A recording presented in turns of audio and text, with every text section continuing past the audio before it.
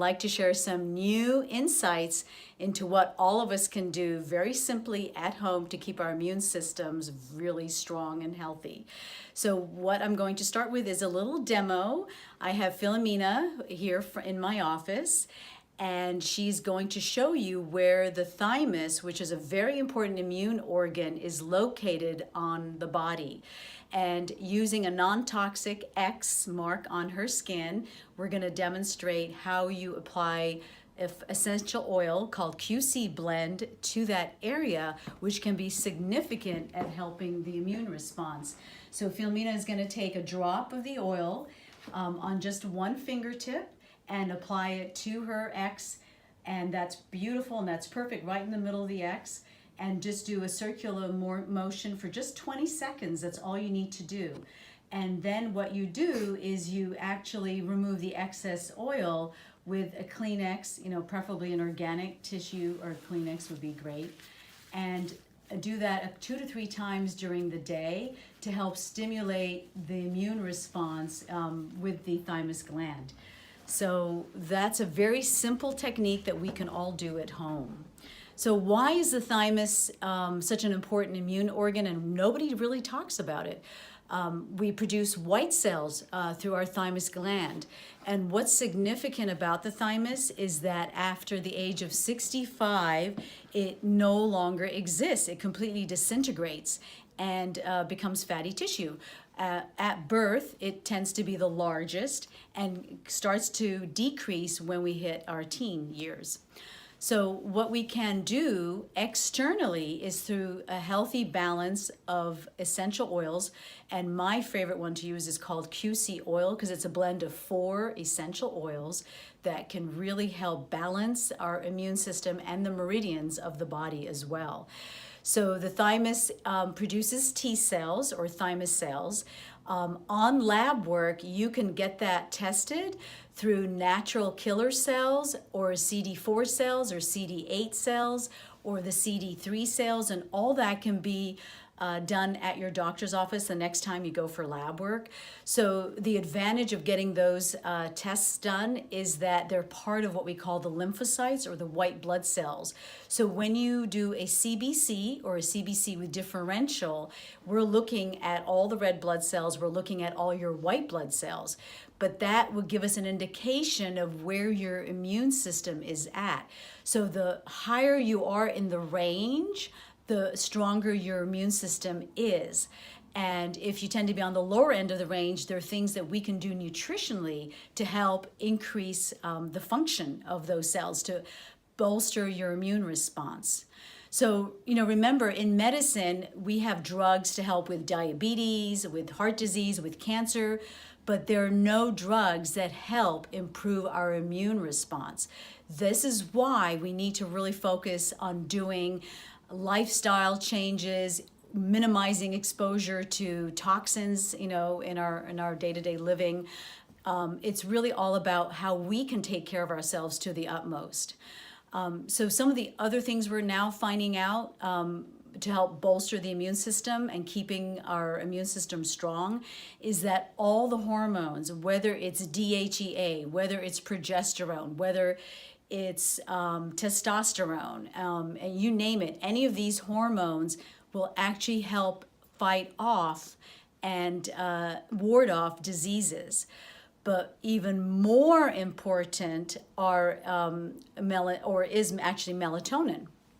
So most of us know that melatonin helps us go into that deep sleep, but recently researchers, and one of my favorite researchers in the field of melatonin work is Dr. Pierre Pauli over in Europe.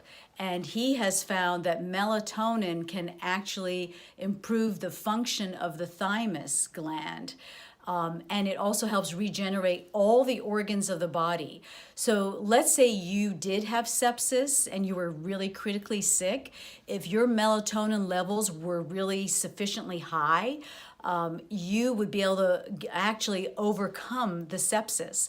So the advantage of the melatonin is that it prevents that multi-organ failure that occurs with the COVID-19 virus.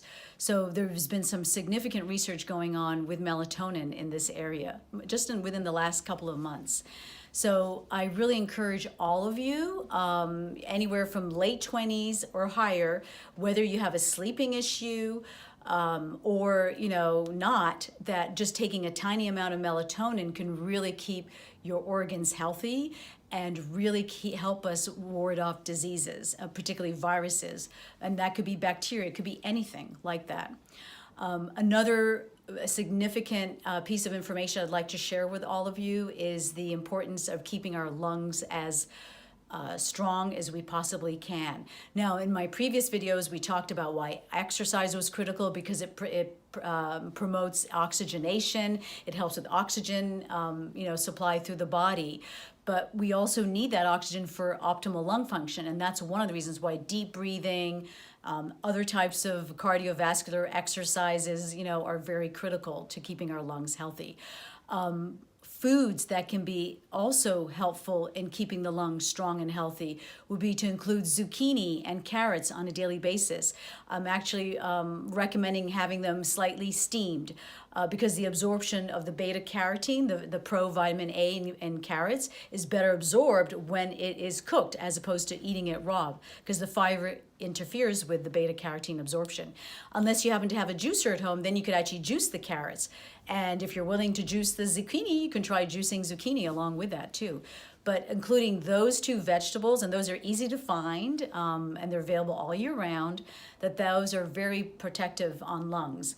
Other foods that are very helpful are the berries because of the antioxidants. Also cherries as well, and you could do frozen organic cherries, you could do tart cherry powder, you could eat tart cherries. Probably the powdered form would be more beneficial because you can add it to your smoothie, and then the absorption is a lot greater as well. I also would recommend lentils and legumes and beans, because we're now finding out that those are very beneficial at keeping our lungs and our lung tissue very strong. Diadamo has done some research with specifically two beans, actually. For instance, the fava beans and the great northern beans, and the lectins in those beans are very toxic to the compound of coronaviruses.